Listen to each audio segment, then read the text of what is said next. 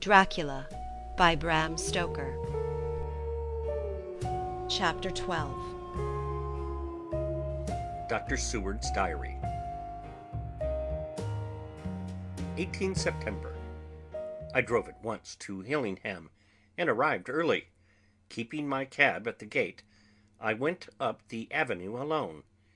I knocked gently and rang as quietly as possible, for I feared to disturb Lucy or her mother, and hoped to bring only a servant to the door. After a while, finding no response, I knocked and rang again. Still no answer. I cursed the laziness of the servants that they should lie abed at such an hour, for it was now 10 o'clock, and so rang and knocked again, but more impatiently, but still without response. Hitherto I had blamed only the servants, but now a terrible fear began to assail me. Was this desolation but another link in the chain of doom which seemed drawing tight round us? Was it indeed a house of death to which I had come too late? I know that minutes, even seconds of delay, might mean hours of danger to Lucy, if she had had again one of those frightful relapses, and I went round the house to try if I could find by chance an entry anywhere. I could find no means of ingress. Every window and door was fastened and locked, and I returned baffled to the porch. As I did so, I heard the rapid pit-pat of a swiftly driven horse's feet. They stopped at the gate, and a few seconds later I met Van Helsing running up the avenue. When he saw me, he gasped out, "Then it was you, and just arrived. How is she? Are we too late?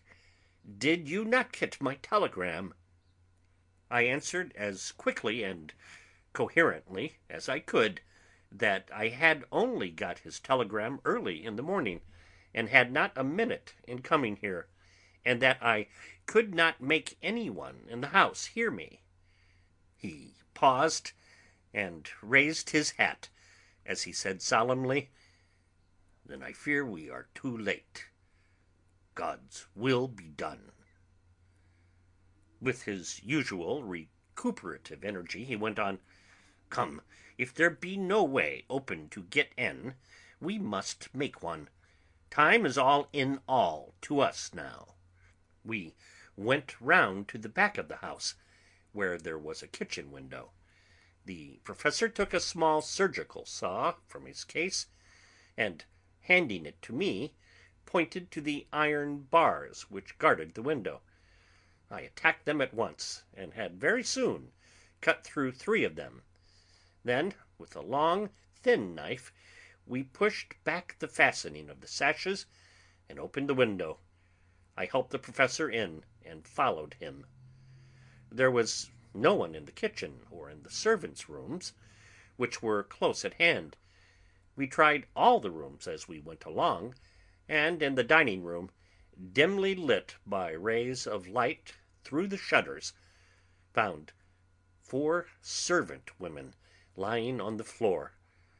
There was no need to think them dead, for their stertorous breathing and the acrid smell of laudanum in the room left no doubt as to their condition.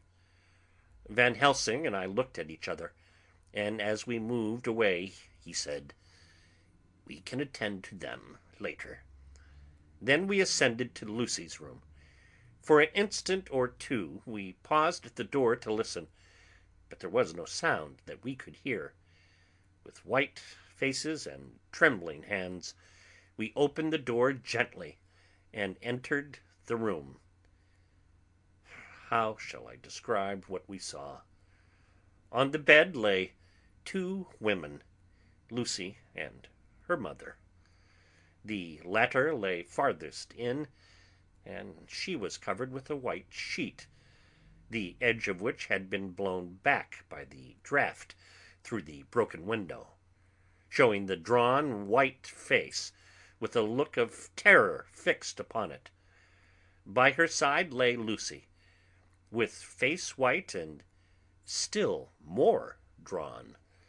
The flowers which had been round her neck we found upon her mother's bosom, and her throat was bare, showing the two little wounds which we had noticed before, but looking horribly white and mangled. Without a word, the professor bent over the bed, his head almost touching poor Lucy's breast. Then he gave a quick turn of his head, as of one who listens, and leaping to his feet, he cried out to me, "It is not too late. Quick, quick, bring the brandy." I flew downstairs, and returned with it, taking care to smell and taste it, lest it too were drugged like the decanter of sherry which I found on the table. The maids were still breathing, but more restlessly, and I fancied that the narcotic was wearing off. I did not stay to make sure, but returned to Van Helsing. He rubbed the brandy, as on another occasion, on her lips and gums, and on her wrists and the palms of her hands. He said to me, "I can do this, all that can be at the present. You go wake those maids. Flick them in the face with a wet towel, and flick them hard. Make them get heat and fire and a warm bath. This poor soul is nearly as cold as that beside her. She will need be heated before we can do anything more." I went at once, and found little difficulty in waking 3 of the women. The 4th was only a little girl, and the drug had evidently affected her more strongly, so I lifted her on the sofa and let her sleep. The others were dazed at first, but as remembrance came back to them, they cried and sobbed in an hysterical manner. I was stern with them, however, and would not let them talk. I told them that one life was bad enough to lose, and if they delayed, they would sacrifice Miss Lucy. So, sobbing and crying, they went about their way, half clad as they were, and prepared fire and water. Fortunately, the kitchen and boiler fires were still alive, and there was no lack of hot water. We got a bath and carried Lucy out as she was, and placed her in it. Whilst we were busy chafing her limbs, there was a knock at the hall door. One of the maids ran off, hurried on some more clothes, and opened it. Then she returned and whispered to us that there was a gentleman who had come with a message from Mr. Holmwood. I bade her simply tell him that he must wait, for we could see no one now. She went away with the message, and, engrossed with our work, I clean forgot all about him. I never saw in all my experience the professor work in such deadly earnest. I knew, as he knew, that it was a stand-up fight with death, and, in a pause, told him so. He answered me in a way that I did not understand, but with the sternest look that his face could wear. If that were all, I would stop here where we are now, and let her fade away into peace, for I see no light in life over her horizon. He went on with his work with, if possible, renewed and more frenzied vigor. Presently we both began to be conscious that the heat was beginning to be of some effect. Lucy's heart beat a trifle more audibly to the stethoscope, and her lungs had a perceptible movement.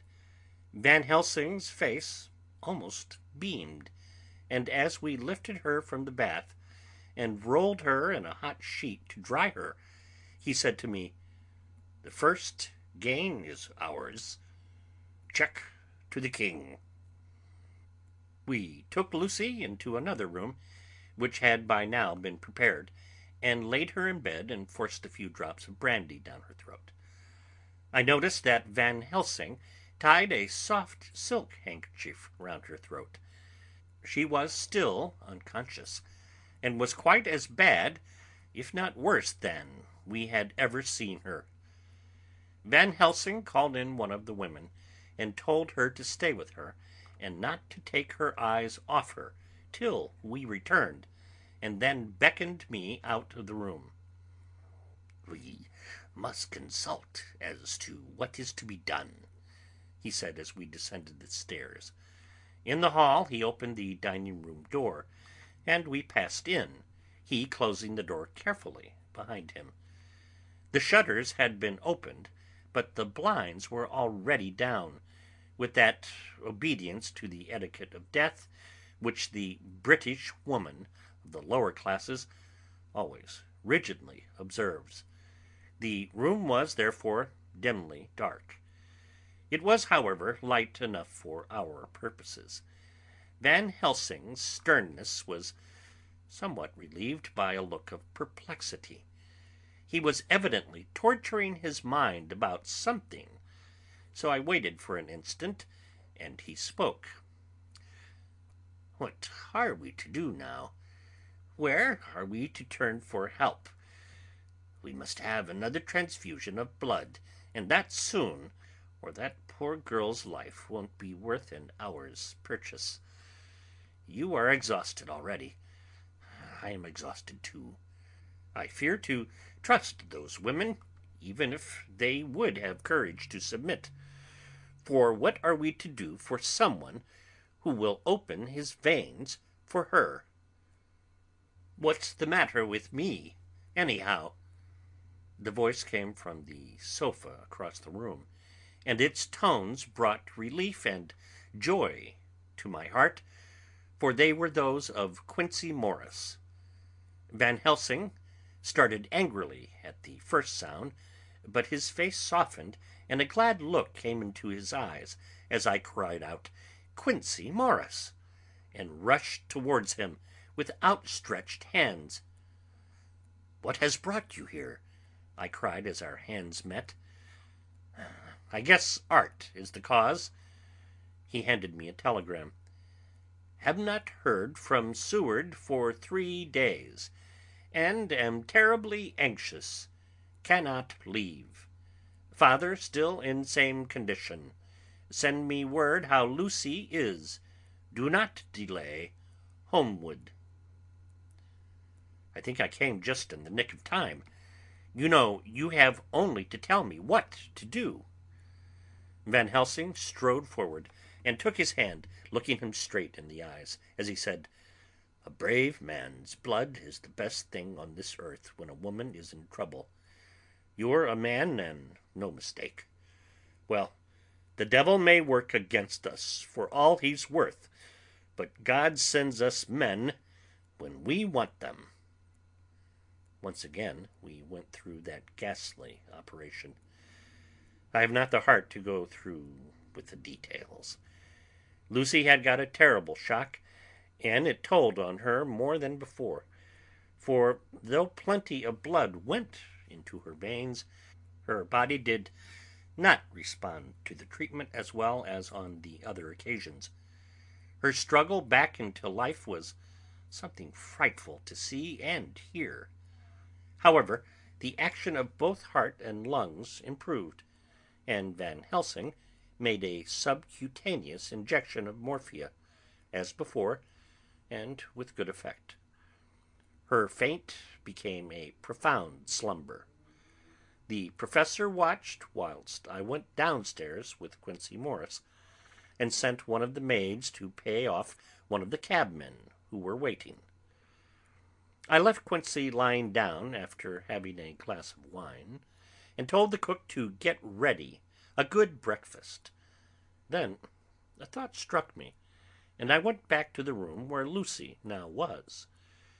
When I came softly in, I found Van Helsing with a sheet or two of notepaper in his hand.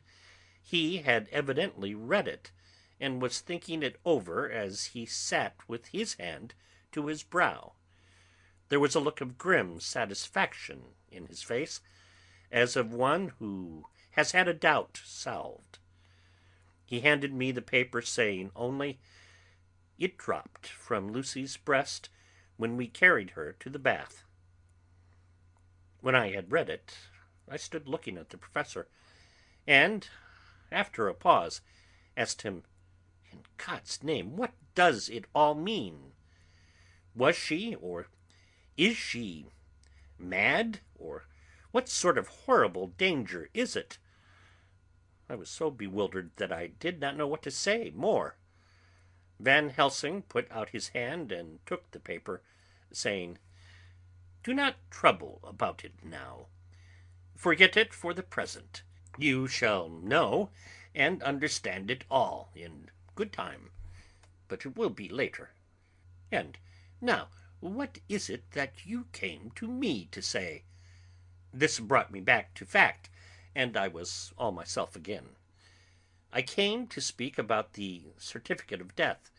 If we do not act properly and wisely, there may be an inquest, and that paper would have to be produced.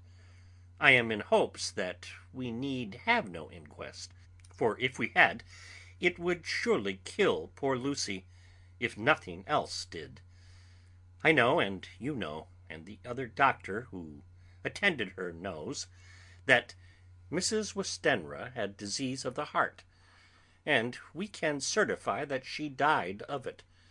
Let us fill up the certificate at once, and I shall take it myself to the registrar, and go on to the undertaker." "Good! Oh, my friend John, well thought of. Truly Miss Lucy, if she be sad in the foes that beset her, is at least happy in the friends that love her. 1, 2, 3, all opened their veins for her, besides one old man. Ah, yes, I know, friend John.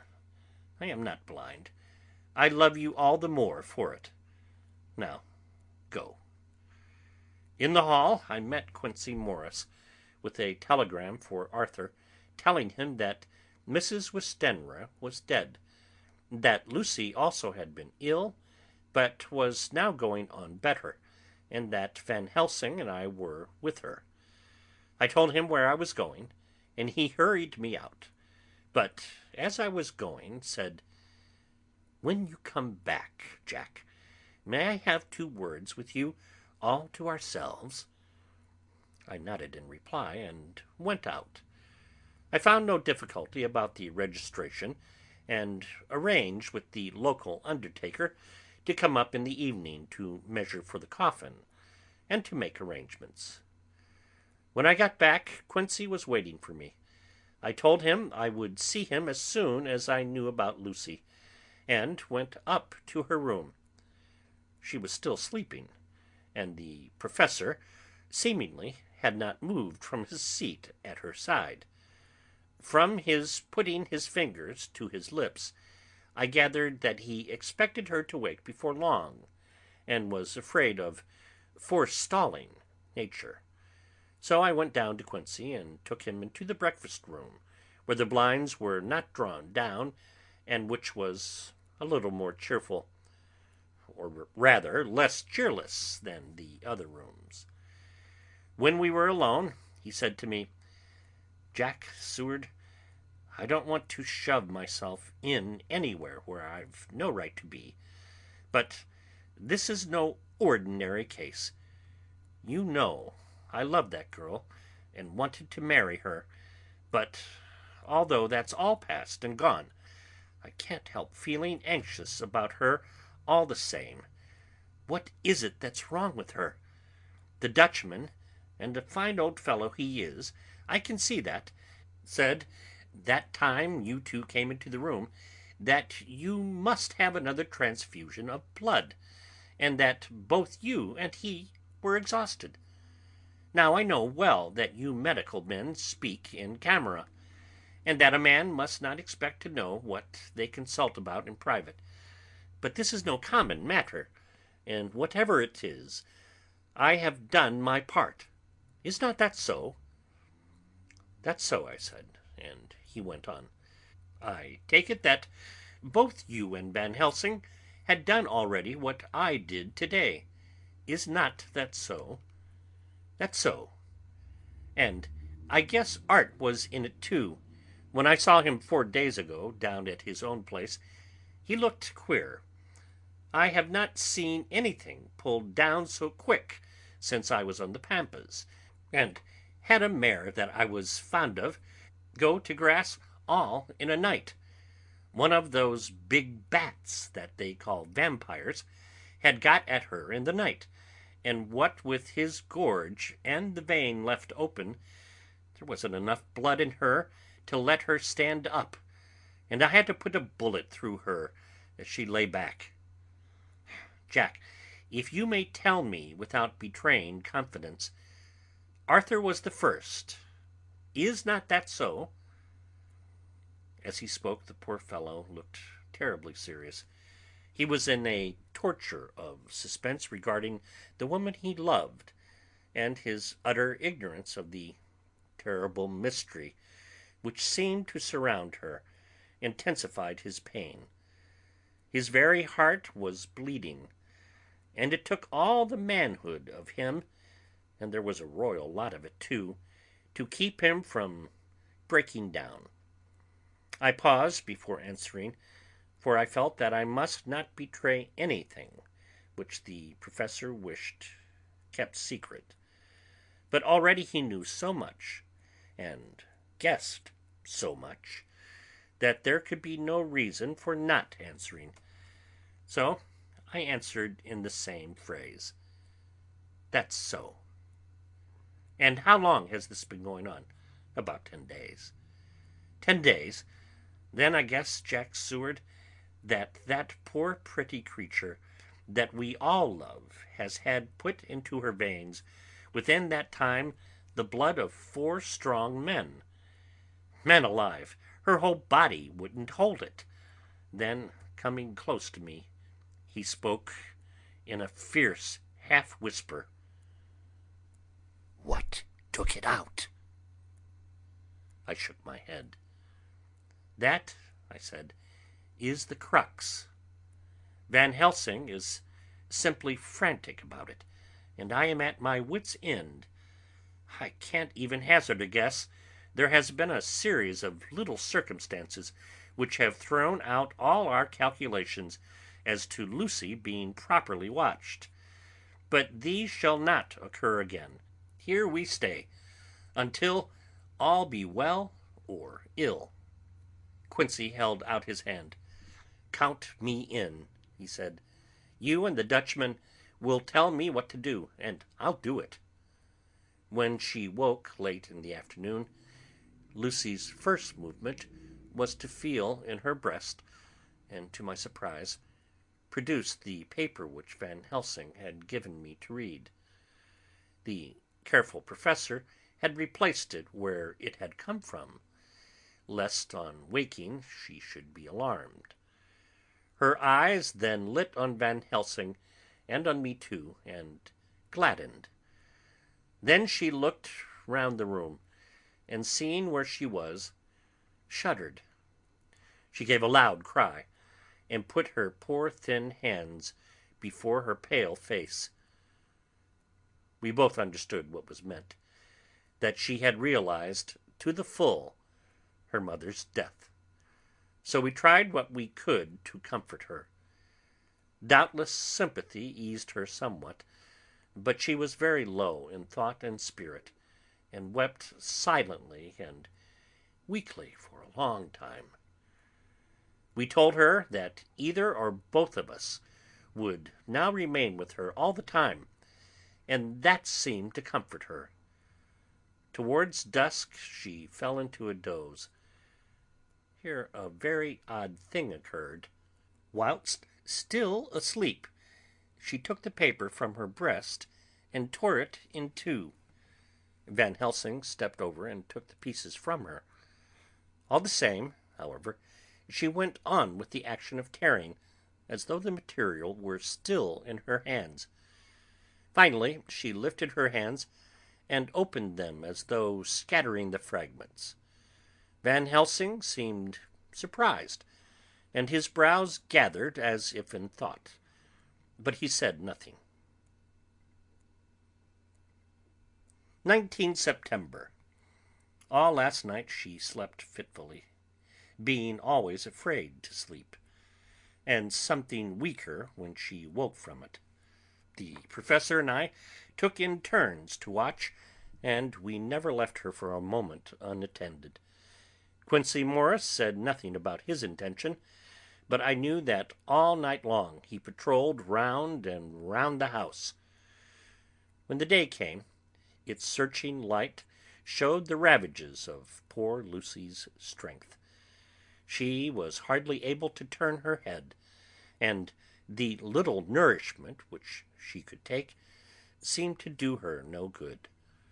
At times she slept, and both Van Helsing and I noticed the difference in her between sleeping and waking.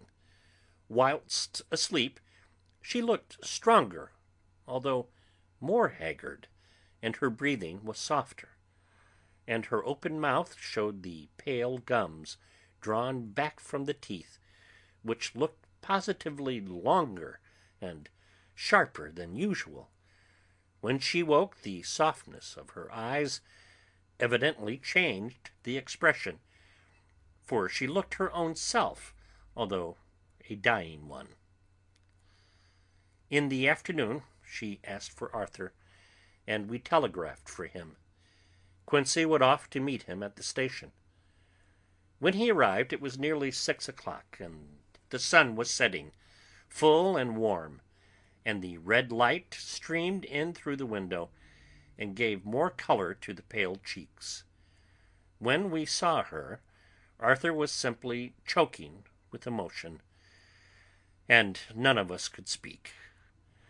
In the hours that had passed, the fits of sleep, or the comatose condition that passed for it, had grown more frequent, so that the pauses, when conversation was possible, were shortened. Arthur's presence, however, seemed to act as a stimulant. She rallied a little, and spoke to him more brightly than she had done since we arrived. He too pulled himself together, and spoke as cheerily as he could, so that the best was made of everything. It is now nearly 1 o'clock, and he and Van Helsing are sitting with her. I am to relieve them in a quarter of an hour, and I am entering this on Lucy's phonograph. Until 6 o'clock they are to try to rest. I fear that tomorrow will end our watching, for the shock has been too great. The poor child cannot rally. God help us all. Letter, Mina Harker to Lucy Westenra, unopened by her. 17th September. My dearest Lucy, it seems an age since I heard from you, or indeed since I wrote. You will pardon me, I know, for all my faults when you have read all my budget of news.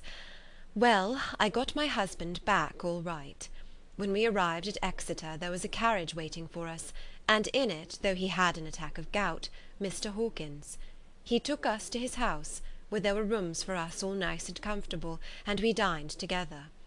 After dinner Mr. Hawkins said, "My dears, I want to drink your health and prosperity, and may every blessing attend you both.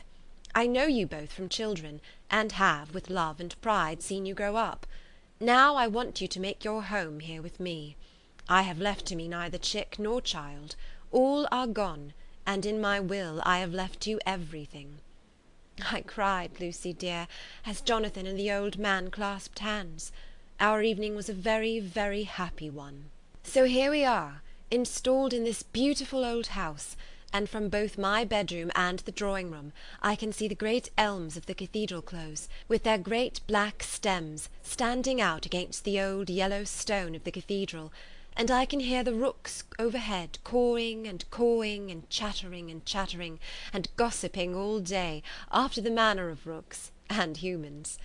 I am busy, I need not tell you, arranging things and housekeeping. Jonathan and Mr. Hawkins are busy all day, for now that Jonathan is a partner, Mr. Hawkins wants to tell him all about the clients. How is your dear mother getting on? I wish I could run up to town for a day or two to see you, dear, but I dare not go yet with so much on my shoulders, and Jonathan wants looking after still. He is beginning to put some flesh on his bones again, but he was terribly weakened by the long illness. Even now he sometimes starts out of his sleep in a sudden way, and awakes all trembling until I can coax him back to his usual placidity. However, thank God, these occasions grow less frequent as the days go on, and they will in time pass away altogether, I trust. And now I have told you my news, let me ask yours.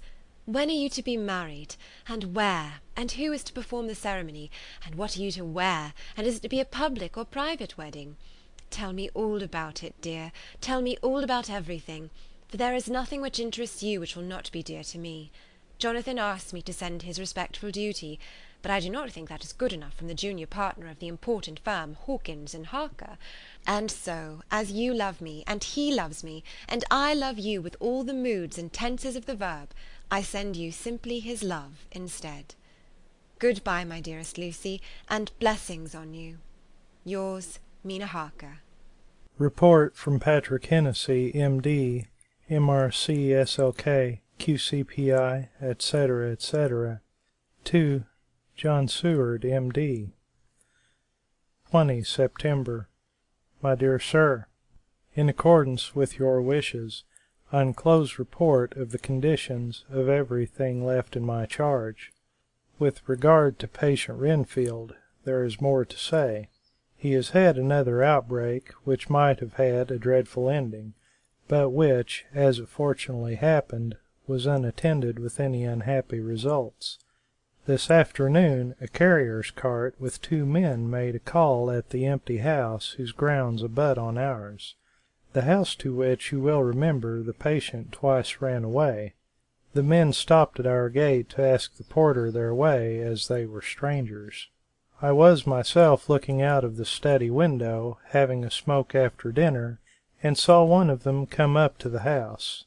As he passed the window of Renfield's room, the patient began to rate him from within, and called him all the foul names he could lay his tongue to. The man, who seemed a decent fellow enough, contented himself by telling him to shut up for a foul-mouthed beggar, whereon our man accused him of robbing him, and wanting to murder him, and said that he would hinder him if he were to swing for it. I opened the window, and signed to the man not to notice, so he contented himself, after looking the place over, and making up his mind as to what kind of place he had got to, by saying, "Lord bless you, sir, I wouldn't mind what was said to me in a bloomin' madhouse. I pity ye and the governor for having to live in the house with a wild beast like that." Then he asked his way civilly enough, and I told him where the gate of the empty house was. He went away, followed by threats and curses and revilings from our man. I went down to see if I could make out any cause for his anger, since he is usually such a well-behaved man, and except his violent fits nothing of the kind had ever occurred. I found him, to my astonishment, quite composed and most genial in his manner. I tried to get him to talk of the incident, but he blandly asked me questions as to what I meant, and led me to believe that he was completely oblivious of the affair. It was, I am sorry to say, however, only another instance of his cunning, for within half an hour I heard of him again. This time he had broken out through the window of his room, and was running down the avenue. I called to the attendants to follow me, and ran after him, for I feared he was intent on some mischief. My fear was justified when I saw the same cart which had passed before coming down the road, having on it some great wooden boxes. The men were wiping their foreheads, and were flushed in the face, as if with violent exercise. Before I could get up to him, the patient rushed at them, and pulling one of them off the cart, began to knock his head against the ground. If I had not seized him just at the moment, I believe he would have killed the man there and then. The other fellow jumped down and struck him over the head with the butt end of his heavy whip. It was a horrible blow, but he did not seem to mind it, but seized him also, and struggled with the three of us, pulling us to and fro as if we were kittens. You know I am no lightweight, and the others were both burly men. At first he was silent in his fighting, but as we began to master him, and the attendants were putting a straight waistcoat on him, he began to shout, "I'll frustrate them. They shan't rob me. They shan't murder me by inches. I'll fight for my lord and master," and all sorts of similar incoherent ravings. It was with very considerable difficulty that they got him back to the house and put him in the padded room. One of the attendants, Hardy, had a broken finger. However, I set it all right, and he is going on well. The two carriers were at first loud in their threats of actions for damages, and promised to rain all the penalties of the law on us. Their threats were, however, mingled with some sort of indirect apology for the defeat of two of them by a feeble madman. They said that if it had not been for the way their strength had been spent in carrying and raising the heavy boxes to the cart, they would have made short work of him. They gave us another reason for their defeat, the extraordinary state of drouth to which they had been reduced by the dusty nature of their occupation, and the reprehensible distance from the scene of their labors of any place of public entertainment. I quite understood their drift, and after a stiff glass of strong grog, or rather more of the same, and with each a sovereign in hand, they made light of the attack, and swore that they would encounter a worse madman any day for the pleasure of meeting so bloomin' good a bloke as your correspondent. I took their names and addresses in case they might be needed. They are as follows: Jack Smollett, of Dudding's Rents, King George's Road, Great Walworth, and Thomas Snelling, Peter Farley's Row, Guide Court, Bethnal Green. They are both in the employment of Harris & Sons, Moving and Shipment Company, Orange Master's Yard, Soho. I shall report to you any matter of interest occurring here, and shall wire you at once if there is anything of importance. Believe me, dear sir, yours faithfully, Patrick Hennessy. Letter, Mina Harker to Lucy Westenra, unopened by her. 18th September. My dearest Lucy, such a sad blow has befallen us. Mr. Hawkins has died very suddenly.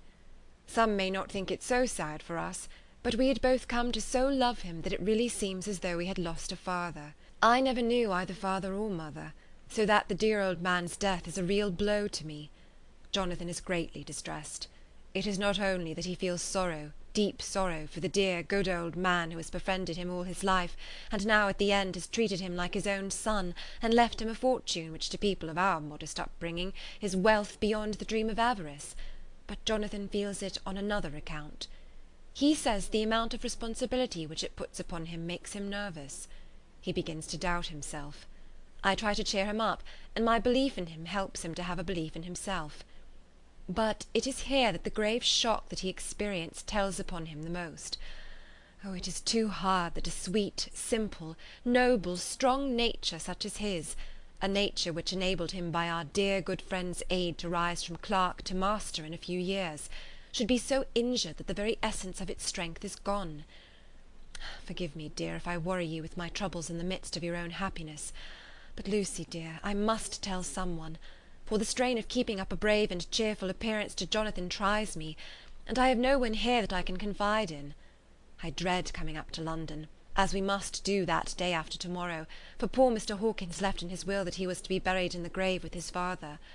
As there are no relations at all, Jonathan will have to be chief mourner. I shall try to run over to see you, dearest, if only for a few minutes. Forgive me for troubling you. With all blessings, your loving, Mina Harker. Dr. Seward's Diary, 20 September. Only resolution and habit can let me make an entry tonight. I am too miserable, too low-spirited, too sick of the world and all in it, including life itself, that I would not care if I heard this moment the flapping of the wings of the angel of death. And he has been flapping those grim wings to some purpose of late. Lucy's mother and Arthur's father. And now, let me get on with my work. I duly relieved Van Helsing in his watch over Lucy. We wanted Arthur to go to rest also, but he refused at first. It was only when I told him that we should want him to help us during the day, and that we must not all break down for want of rest, lest Lucy should suffer, that he agreed to go. Van Helsing was very kind to him. "Come, my child," he said, "come with me. You are sick and weak, and have had much sorrow and much mental pain, as well as that tax on your strength that we know of. You must not be alone, for to be alone is to be full of tears and alarms. Come to the drawing-room, where there is a big fire, and there are 2 sofas. You shall lie on one, and I on the other, and our sympathy will be comfort to each other, even though we do not speak, and even if we sleep." Arthur went off with him, casting back a longing look on Lucy's face, which lay in her pillow, almost whiter than the lawn. She lay quite still, and I looked around the room to see that all was as it should be. I could see that the professor had carried out in this room, as in the other, his purpose of using the garlic. The whole of the window sashes reeked with it, and round Lucy's neck, over the silk handkerchief which Van Helsing made her keep on, was a rough chaplet of the same odorous flowers. Lucy was breathing somewhat stertorously, and her face was at its worst, for the open mouth showed the pale gums. Her teeth, in the dim, uncertain light, seemed longer and sharper than they had been in the morning. In particular, by some trick of the light, the canine teeth looked longer and sharper than the rest. I sat down beside her, and presently she moved uneasily. At the same moment there came a sort of dull flapping or buffeting at the window. I went over to it softly, and peeped out by the corner of the blind. There was a full moonlight, and I could see that the noise was made by a great bat, which wheeled around, doubtless attracted by the light, although so dim, and every now and again struck the window with its wings. When I came back to my seat, I found that Lucy had moved slightly, and had torn away the garlic flowers from her throat. I replaced them as well as I could, and sat watching her. Presently she woke, and I gave her food, as Van Helsing had prescribed. She took but a little, and that languidly. There did not seem to be with her now the unconscious struggle for life and strength that had hitherto so marked her illness. It struck me as curious that the moment she became conscious, she pressed the garlic flowers close to her. It was certainly odd that whenever she got into that lethargic state, with the stertorous breathing, she put the flowers from her, but that when she waked she clutched them close. There was no possibility of making any mistake about this, for in the long hours that followed she had many spells of sleeping and waking, and repeated both actions many times. At 6 o'clock Van Helsing came to relieve me. Arthur had then fallen into a doze, and he mercifully let him sleep on. When he saw Lucy's face, I could hear the hissing indraw of breath, and he said to me in a sharp whisper, "Draw up the blind. I want light." Then he bent down, and with his face almost touching Lucy's, examined her carefully. He removed the flowers and lifted the silk handkerchief from her throat. As he did so, he started back, and I could hear his ejaculation, "Mein Gott," as it was smothered in his throat. I bent over and looked too, and as I noticed, some queer chill came over me. The wounds on the throat had absolutely disappeared. For fully 5 minutes, Van Helsing stood looking at her, with his face at its sternest. Then he turned to me and said calmly, "She is dying. It will not be long now. It will be much difference, mark me, whether she dies conscious or in sleep. Wake that poor boy, and let him come and see the last. He trusts us, and we have promised him." I went to the dining room and waked him. He was dazed for a moment, but when he saw the sunlight streaming in through the edges of the shutters, he thought he was late and expressed his fear. I assured him that Lucy was still asleep, and told him as gently as I could that both Van Helsing and I feared that the end was near. He covered his face with his hands and slid down on his knees by the sofa, where he remained, perhaps, a minute with his head buried, praying, whilst his shoulders shook with grief. I took him by the hand and raised him up. "Come," I said, "my dear fellow, summon all your fortitude. It will be best and easiest for her." When we came into Lucy's room, I could see that Van Helsing had, with his usual forethought, been putting matters straight and making everything look as pleasing as possible. He had even brushed Lucy's hair, so that it lay on the pillow in its usual sunny ripples. When we came into the room, she opened her eyes, and seeing him, whispered softly, "Arthur, oh, my love, I am so glad you have come." He was stooping to kiss her, when Van Helsing motioned him back.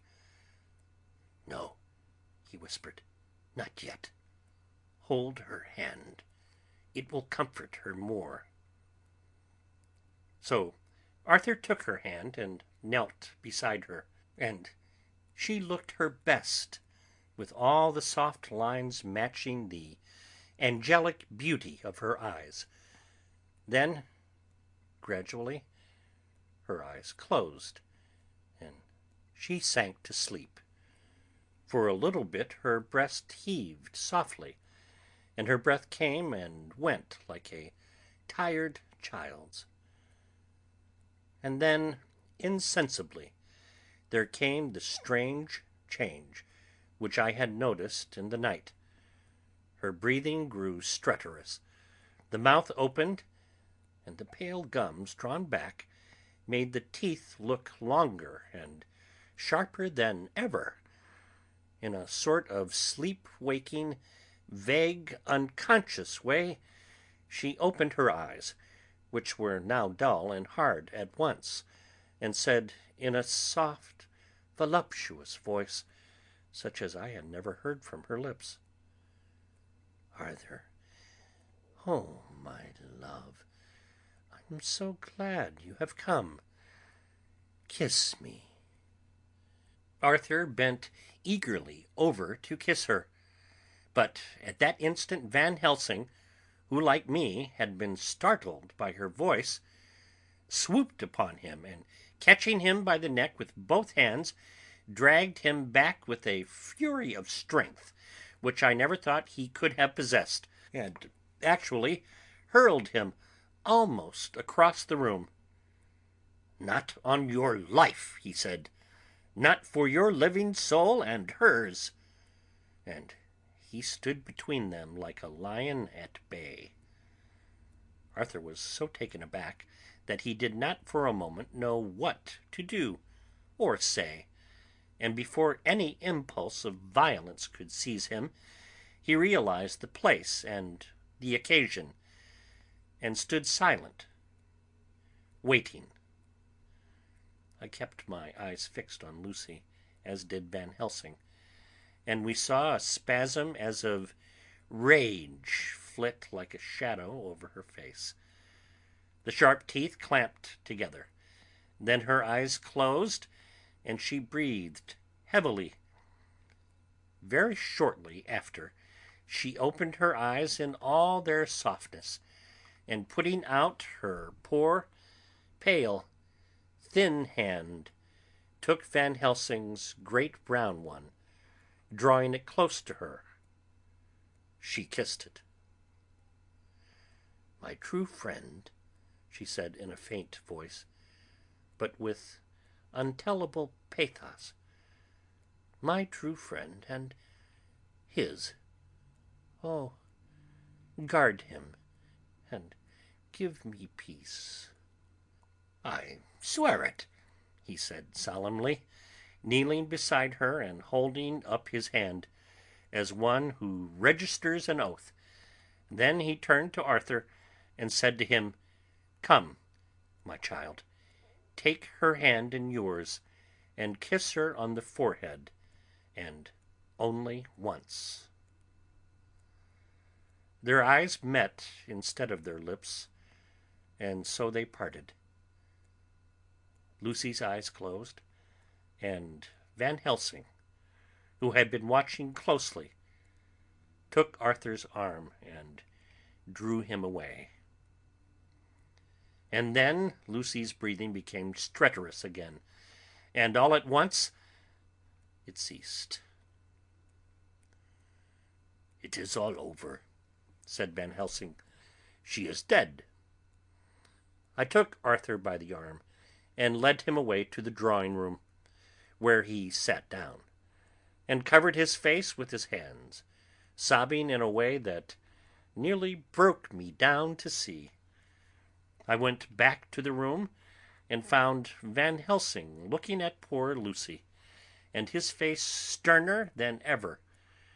Some change had come over her body. Death had given back part of her beauty, and her brow and cheeks had recovered some of their flowing lines. Even the lips had lost their deadly pallor. It was as if the blood, no longer needed for the working of the heart, had gone to make the harshness of death as little rude as might be. "We thought her dying whilst she slept, and sleeping when she died." I stood beside Van Helsing and said, "Ah, well, poor girl, there is peace for her at last. It is the end." He turned to me and said with grave solemnity, "Not so, alas, not so. It is only the beginning." When I asked him what he meant, he only shook his head and answered, "We can do nothing as yet. Wait and see." End of chapter 12.